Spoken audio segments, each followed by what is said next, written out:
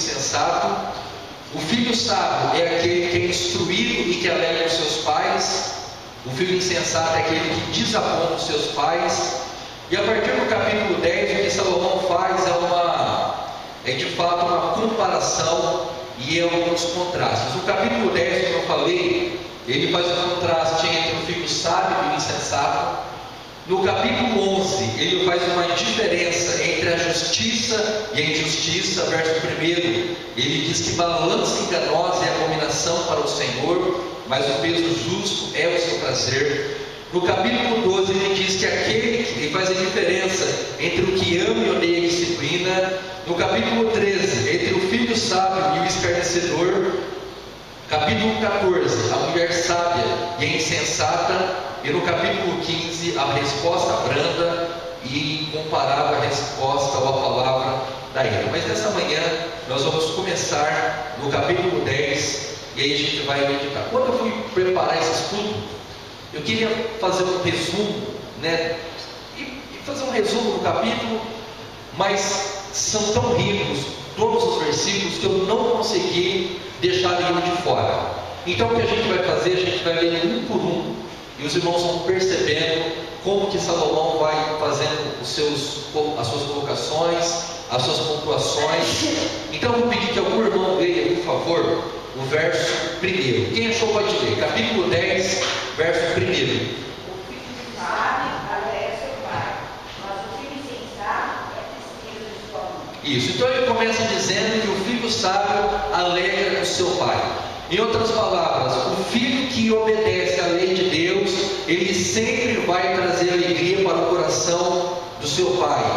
Por outro lado, ele diz que o filho insensato é a tristeza da sua mãe. E essa palavra tristeza, no original, no hebraico, ela significa literalmente um peso. Então, é como se ele estivesse dizendo, ou se referindo ao coração de uma mãe que se entristece ao ver o seu filho fracassar espiritualmente, e aquilo se torna para ela como que um peso, como que um sofrimento, como que é como se fosse uma marra que impedisse a pessoa de viver uma vida plena. E quando a gente observa exatamente isso, muitas vezes nós temos um pensamento de que os nossos filhos vão crescer, vão se casar, vão ter suas profissões, vão seguir as suas vidas, e essa é como que poderíamos dizer, essa é o normal, que a gente espera para todo mundo. Mas o que a gente vê é que em muitos casos, muitos filhos, eles não conseguem se desprender dos cuidados dos pais e das mães, e quanto mais o tempo passa, mais pesado eles vão ficando. Aí a gente vê, por exemplo, na cultura moderna, que não é incomum filhos de 40, 50 anos sendo cuidados pelos seus pais como se fossem crianças. Até algumas semanas atrás, eu vi uma história interessante de um casal que tinha uma filha. Aí eles resolveram que era a hora da filha viver a sua vida, afinal já tinha mais de 20 anos, então era a hora da filha seguir o caminho dela sozinha. Mas o que eu achei interessante foi o jeito que foi feito. Os pais saíram de casa, deixaram a moça sozinha em casa, então na verdade quem saiu foram eles, e não foi a filha. Eu achei curioso porque o que era o certo? O certo era ela seguir a vida dela, o estudo, a profissão, mas o que a gente tem visto é o caminho inverso. O que Salomão está dizendo, claro que no sentido espiritual, que quando essa mãe, que era responsável por treinar o seu filho, mas que por algum motivo ele seguiu o caminho da insensatez, então isso produziu para ela profunda tristeza e profundo desgosto. E aqui eu faço uma aplicação para nós. Deixa eu fazer uma pergunta primeiro. Os irmãos acham que o sofrimento ele é pedagógico? O sofrimento ensina? Sim ou não? A gente aprende alguma coisa com o sofrimento? Sim ou não? Sim. Por que nós não deixamos os nossos filhos sofrerem para eles aprenderem? Não é? Ou deixamos? Eu deixo. Deixa nada, você fala que deixa, você é o pai que faz tudo. Hoje mesmo ele postou ontem, não sei, que ele podia estar dormindo, podia estar doente, ligasse, ele ia atender. Hoje mesmo ele mostrou isso ali. É que ele acha fazer os filhos sofrer, eu nem sei o que ele acha. O que eu tenho em mente é, por exemplo, esses dias, sempre quando eu vou buscar a Maíra, às vezes ela reclama do calor, do carro, não sei o quê. Eu tento mostrar para ela, para as crianças, que não tem carro para ir na escola, que mora longe, ou que esses que vão no ônibus, né? Que, enfim, às vezes desconfortável, mas não teria um jeito dela aprender essa lição. Que jeito seria? Se eu fizesse ela ia andando, mas aí eu ia ter que ir junto. Então, para evitar o sofrimento dela, a gente não faz. Mas o ponto que eu quero chegar, se você deve colocar, é que nós deveríamos estar preparados para permitirmos que eles experimentassem, a gente chama isso de sofrimento, mas eu diria das coisas normais, um aprendizado das coisas normais da vida. Pode falar. Ele esqueceu de falar do outro post que eu coloquei também, do pai, que a filha ligou para o pai: vem me buscar, pai? Ele falou: não, vem de a pé. Falou assim: mais 6 quilômetros? Sim, você gastou tudo o teu crédito comprando um tênis da Nike. Justo tweet. Agora anda com ele. Então é isso. O versículo 1 ele faz essa comparação, e que o Senhor nos dê a graça de ver os nossos filhos trilhando o caminho da sabedoria. Pastor, não só uma colocação aqui. Eu acho que acontece com todo mundo, né? E na época, nossa época, 12 anos, 13 anos, já começava a tomar uma responsabilidade diferente. Isso. E hoje, talvez com 17, 18 anos, a gente acha uma criancinha. Isso. Nós somos muito errados. E é isso. Nós os tratamos como crianças. Nós, uma vez o meu irmão brigou com meu pai. Isso que era um desentendimento, e meu irmão foi embora de casa. Eu estava no seminário. Aí quando eu cheguei lá em Zambinho, eu achei muito interessante o jeito que aconteceu. Porque o meu irmão foi morar numa outra casa, supostamente a minha mãe ajudava ele a pagar o aluguel, todo dia ela levava comida para ele, mas desse jeito é como ele. Eu vou querer ir embora desse jeito também. Então veja que nem numa circunstância como essa, a gente está sempre protegendo excessivamente os nossos filhos daquilo que poderia prepará-los para a vida. É uma missão, mas o que Salomão está dizendo é no sentido espiritual, claro, que quando nós não conseguimos conduzir os nossos filhos no caminho da sabedoria, então certamente isso se tornará para nós um peso e um sofrimento. E o contrário disso, que quando eles trilham o caminho da sabedoria, isso vai produzir no nosso coração alegria e contentamento. Alguém lê o verso 2, por favor.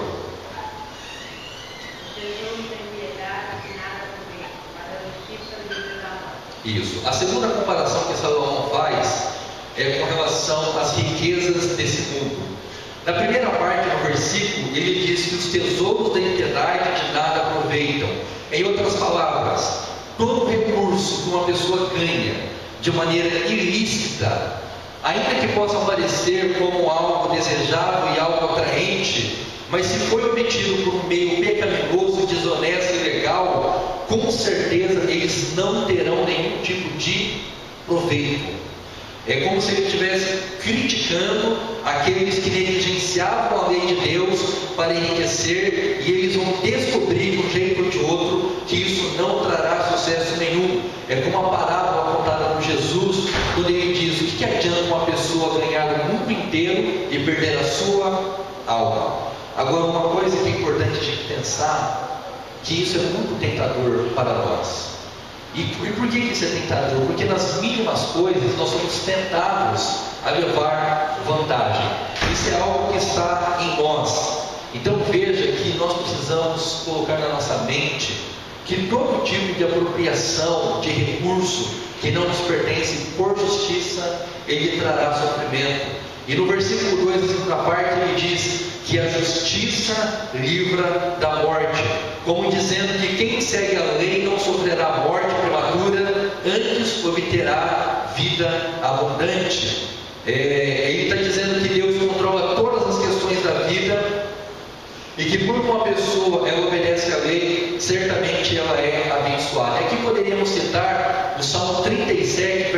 25, que diz: fui moço e agora sou velho, porém jamais vi o justo desamparado, nem a sua descendência mendigar o pão. Deixa eu fazer uma colocação importante.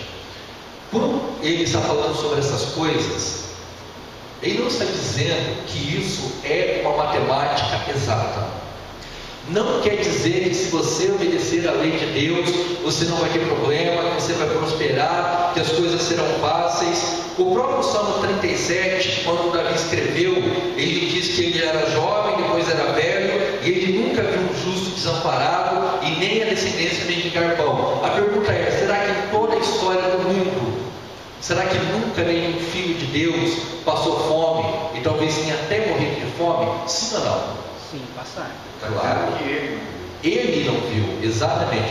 Ele não passou por essa experiência, mas não quer dizer que nunca tenha acontecido. Com certeza, entre aqueles 6 milhões de judeus que foram mortos por Hitler, tinham cristãos lá. Com toda certeza, quando Stalin ele devastou a antiga União Soviética com a sua filosofia política comunista e socialista, com certeza muitos cristãos morreram lá. E com certeza, quando outros ditadores, na Venezuela, é possível que muitos cristãos também passem fome e talvez venham até morrer de fome. Mas em termos gerais, o princípio geral é que quando nós obedecemos a lei, ela há de trazer coisas boas para nós. Porque tudo é uma questão da lei da semeadura. Aquilo que nós fazemos, nós colheremos. Versículo 3 e 4, ele vai confirmar o que está escrito no verso anterior. O Senhor não deixa ter fome o justo, mas rechaça a avidez dos perversos. O que trabalha com a mão remissa empobrece, mas a mão dos diligentes vem a enriquecer. Em outras palavras, o que ele está dizendo é que, em princípios gerais, aqueles que trilham o caminho do trabalho, da honestidade, da dedicação, eles colherão resultados e prosperarão. Eu estava lendo a história, ouvindo sobre a história do presidente americano, independente das pessoas gostarem dele ou não, mas quando ele herdou do pai dele uma empresa de imobiliária, ele teve muitos altos e baixos. Ele já chegou a dever muito dinheiro. Mas o que é interessante na história dele é que mesmo quando ele estava por baixo e devendo muito, ele conseguia reverter a situação ao ponto de se tornar um dos homens mais ricos do mundo e, consequentemente, depois ele se tornou presidente dos Estados Unidos. Tudo para dizer que existem pessoas que elas são tão dedicadas, elas são tão empenhadas e elas são tão firmes nos seus projetos, que mesmo quando elas estão numa situação adversa, elas revertem e vão à frente. Existem outras que, mesmo estando numa situação confortável, elas conseguem transformar tudo num grande caos. Então, o que Salomão está dizendo é exatamente isso. Se uma pessoa ela seguir o caminho da justiça, ela obedecer à lei de Deus, ela não for remissa no seu trabalho, mas diligente, ela vai receber o resultado proporcional ao seu esforço. Para nós cristãos, aqueles que realmente seguem o que Salomão disse nesses termos e que todos os outros servos de Deus nos dizem, você estando em dificuldades ou bem posicionado ou situado, você sempre tem aquela paz e esperança, não seria aquela paz e tranquilidade, sabendo que, independente do que aconteça, Deus está te orientando, Exatamente. Está do seu lado, não como provedor, como muitos o querem, não é essa a questão, mas é aquela paz de espírito que falta para o resto do mundo. Exatamente. Levando em conta, vamos deixar bem claro, para que ninguém fale, mas crente também tem depressão, uma coisa ou outra, isso. Só que, vamos dizer assim, o índice é menor. Exatamente. Por ser uma questão química e tudo mais.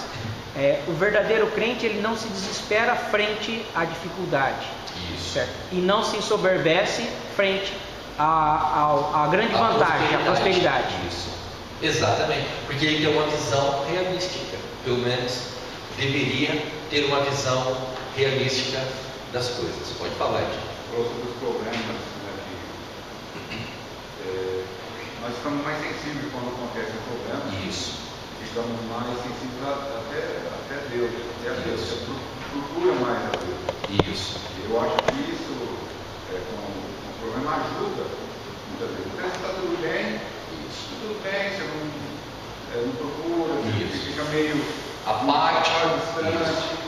Mas quando acontece alguma coisa, aí você põe o pé no chão. Não procura. Isso é a dependência de Deus. Exatamente. E exercitar a nossa fé mesmo com um problema. Exatamente. Tudo que a gente faz na vida é buscando conforto. A gente quer estabilidade e conforto.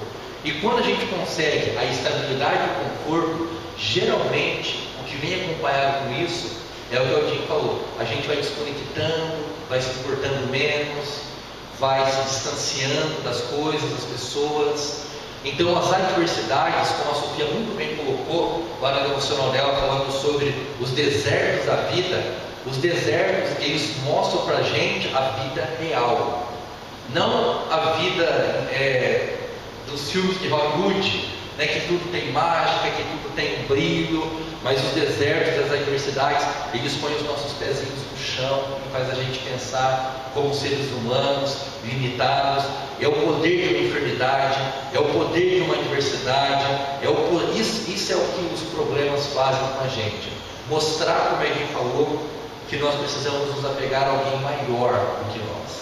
E esse é um ponto realmente importante, que é o aspecto pedagógico do sofrimento. O Weber mencionou aqui a questão da depressão.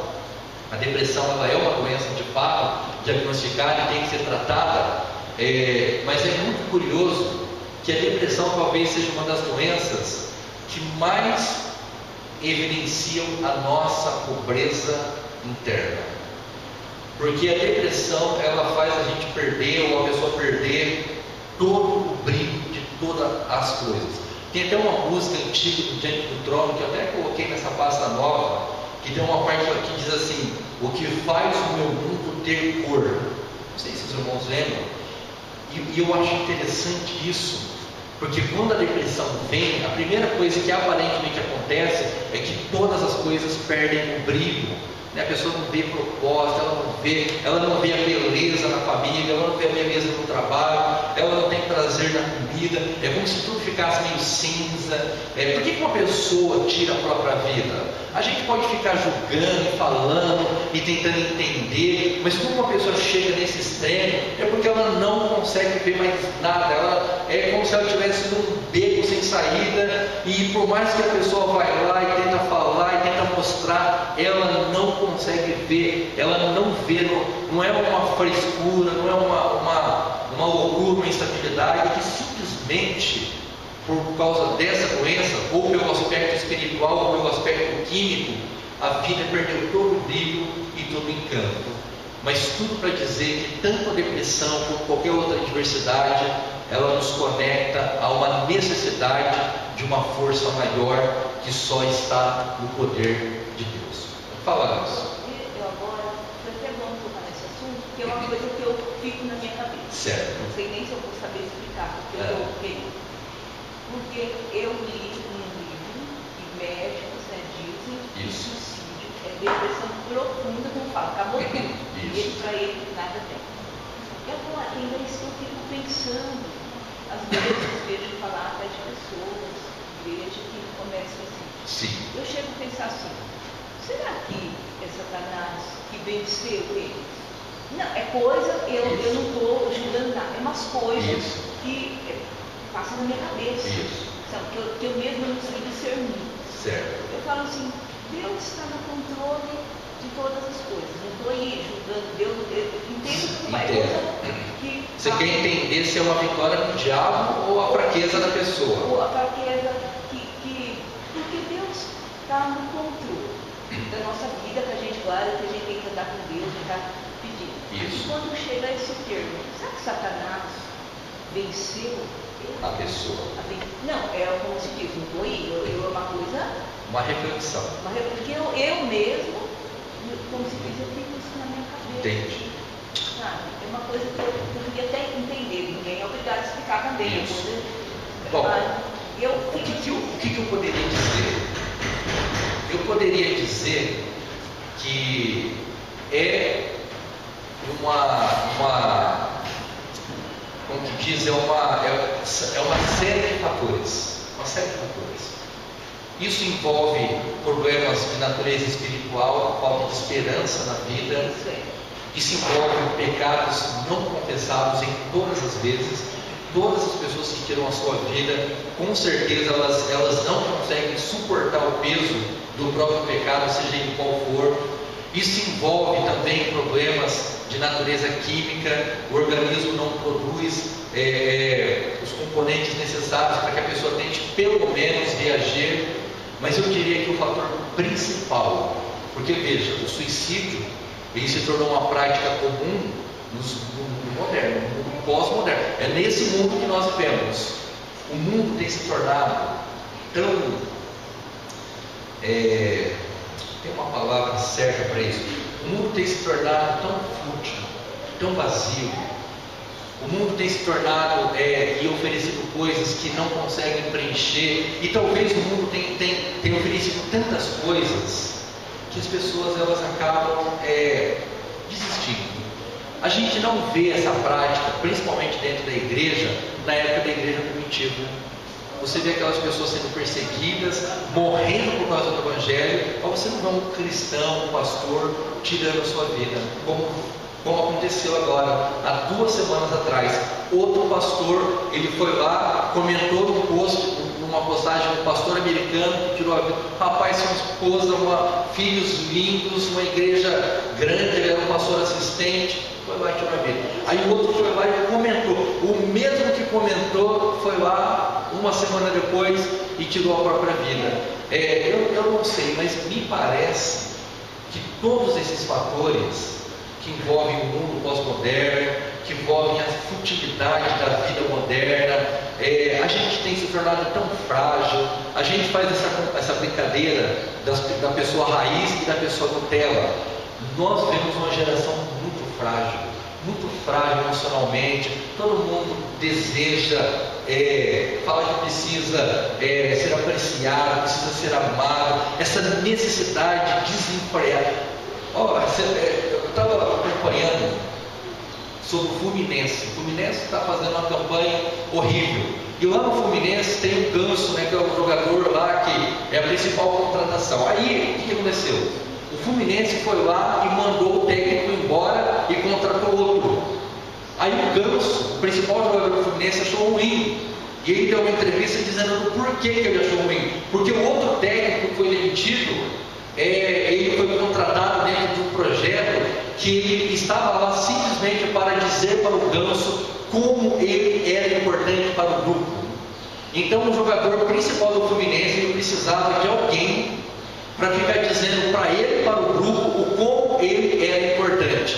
Então quando eles mandaram o técnico embora e contrataram o outro, eles disseram, não, aqui você é mais um igual aos outros. Então ele ficou triste, ficou chateado. Ele é o reflexo dessa sociedade que precisa de alguém para ficar dizendo o tempo todo. Não que a gente faz com os nossos filhos, você é importante, você é maravilhoso, você é lindo, você é isso, você é aquilo. Mas vai chegar uma altura no mundo que as pessoas não vão dizer isso para ele. Nós dizemos, o mundo não vai dizer. Aí essa carência, essa sensação de solidão, essas necessidades psicológicas, elas vão se tornando evidentes. E no caso do suicídio, ela se chega ao ponto máximo que a pessoa se sente tão pouco amada e tão pouco importante que ela acha que se ela partir não vai fazer diferença. E aí quando acontece, estava conversando com o Abner, a gente estava falando sobre as pessoas, sobre os velórios modernos.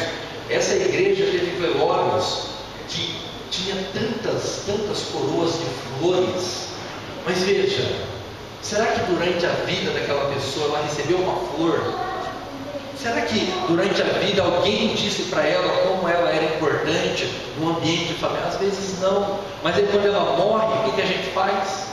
Vai lá e fala da importância dela, tudo que ela gostaria de ter ouvido na vida, nós falamos quando? Na morte. Quando eu fui no velório do meu pai, eu olhei meu pai lá e falei, nossa, eu tinha tantas coisas para dizer para ele, e eu não disse. Eu poderia ter dito, eu tive tantas oportunidades, eu estive lá tantas vezes, eu conversava com ele, mas quando eu o vi lá, eu fiquei pensando, nossa, eu pedi perdão para Deus por tantas coisas que eu deveria ter dito, poderia ter dito e não disse. E se eu dissesse lá, não faria a mínima diferença, porque ele não poderia me ouvir. Então essa é um resumo, assim, bem superficial do que leva as pessoas realmente a desistirem da vida. Em última análise, elas se sentem tão sozinhas, tão desvalorizadas e tão desmotivadas, e o vazio existencial é tão grande que não há outra alternativa na mente dela de que não seja tirar a própria vida. E claro, aliado aos pecados não confessados, aliado às questões de saúde, enfim.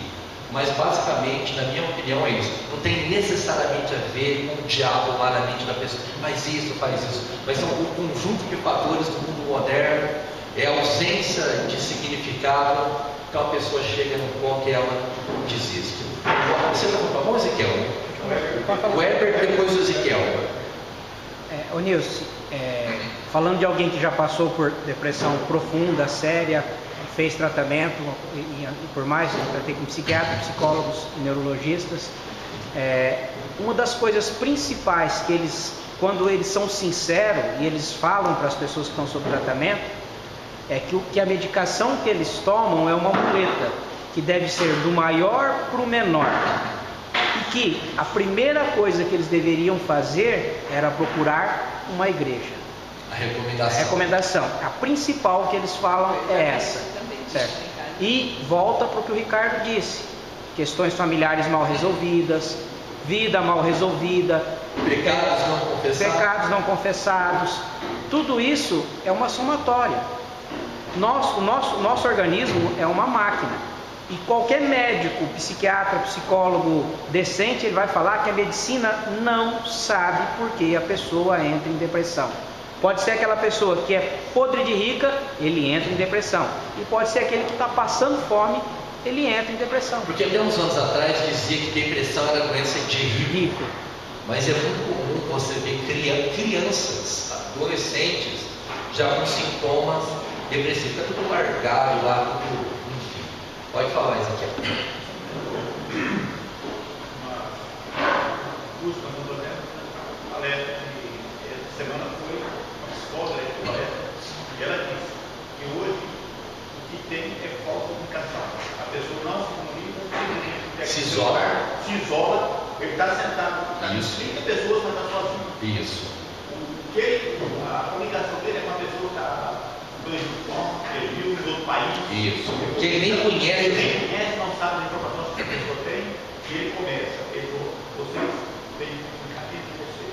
Isso. As pessoas têm que comunicar entre a família primeiro. Depois, existe a segunda sociedade, a igreja, frequenta a igreja. Isso. E a sua segunda sociedade.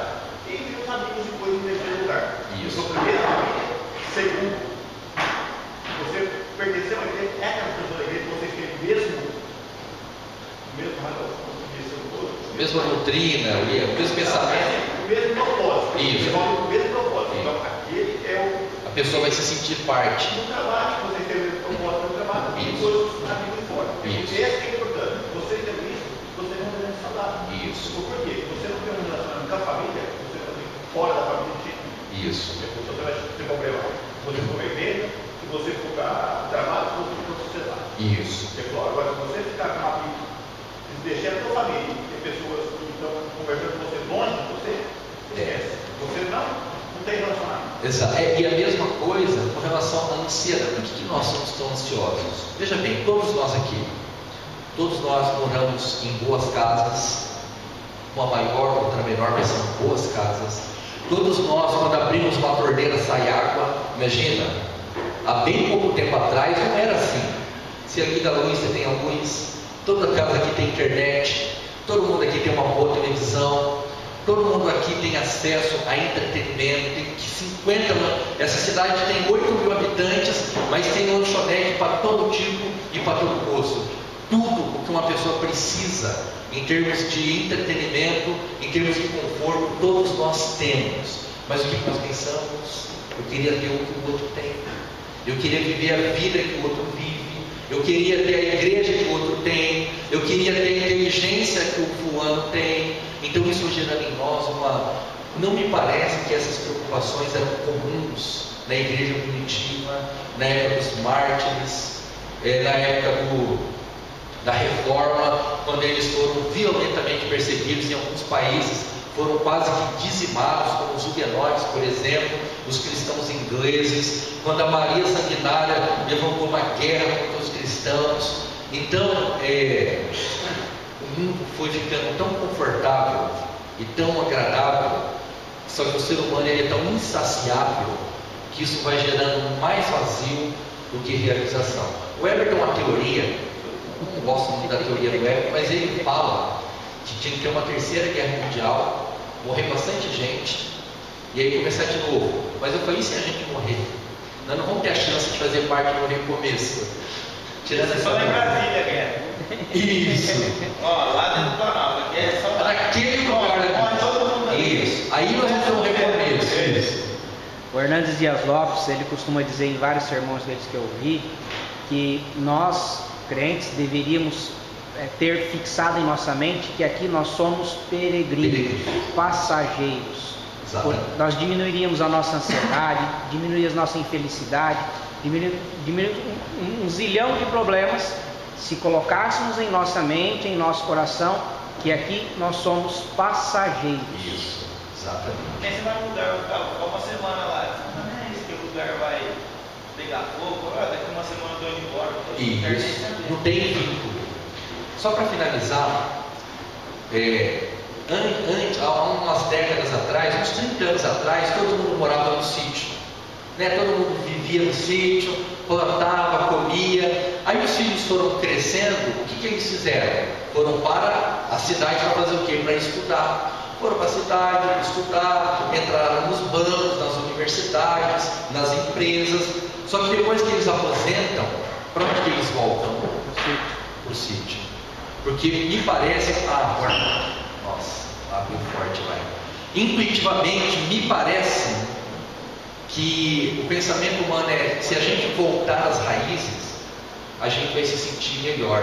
E de fato, a grande lição é que quanto mais simples, melhor é. Quanto mais sofisticada a vida vai ficando, mais nós vamos desejando, e isso não acaba nunca. É muito comum você ver, por exemplo, as crianças hoje, eles levam bolacha recheada para a escola, salgadinhos, coisas tão saborosas, mas você percebe que para eles estão tão cheios dessas coisas, eles precisavam mesmo voltar lá para a roça, chupar manga no pé, fazer as coisas como elas eram, na sua essência e na sua raiz. Claro que eu estou falando humanamente falando, espiritualmente falando, a nossa maior necessidade é de um evangelho que preencha todo o vazio do nosso coração.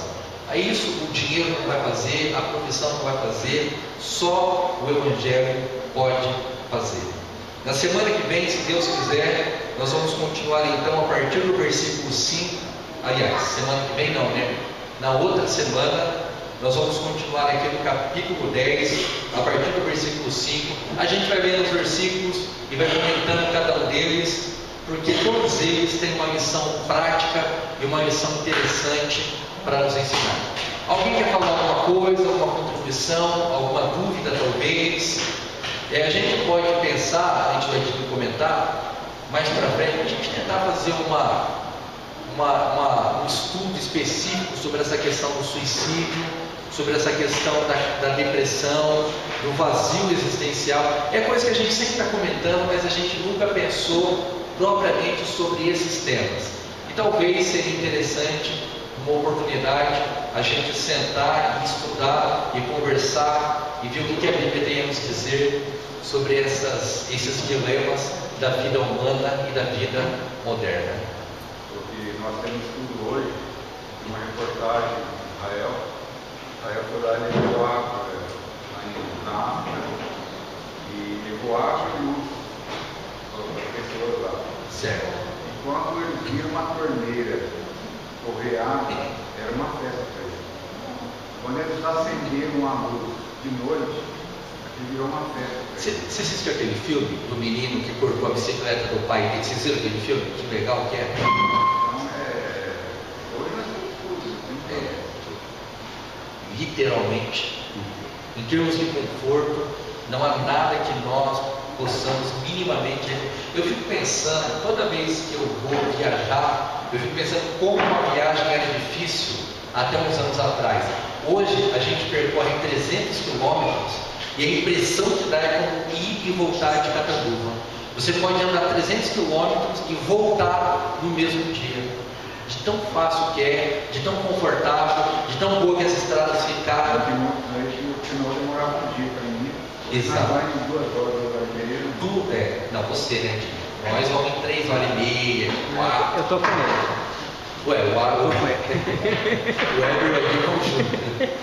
Então é isso, irmãos. Que Deus assim nos abençoe. Leiam o capítulo 10 de Provérbios, analisem versículo por versículo.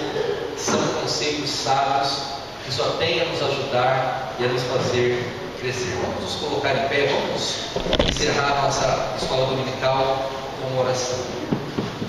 Senhor nosso Deus, nosso amado Pai, muito obrigado por essa manhã tão agradável, muito obrigado por Tua palavra que foi meditada e estudada nessa manhã. Abra o nosso coração para que possamos entendê-la, compreendê-la, atentar para cada um dos Seus ensinos e assim sermos edificados na santa palavra do Senhor. Cuida, Pai, dos nossos jovens, cuida das nossas crianças, ajuda-nos, ó Pai, a instruí-los na Tua lei, na Tua palavra, ajuda-nos, ó Pai, a prepará-los para a vida e que ao invés de enchermos as suas vidas de coisas materiais, que nós as enchamos com a Tua palavra e que assim eles percebam desde cedo sobre o verdadeiro propósito da vida e da existência. Muito obrigado pela nossa igreja, pelos nossos irmãos e também te peço, Pai, nesse momento, que abençoe o nosso acampamento no próximo final de semana e que a Tua palavra também seja ensinada com propriedade e com profundidade para a honra e para a glória do Senhor.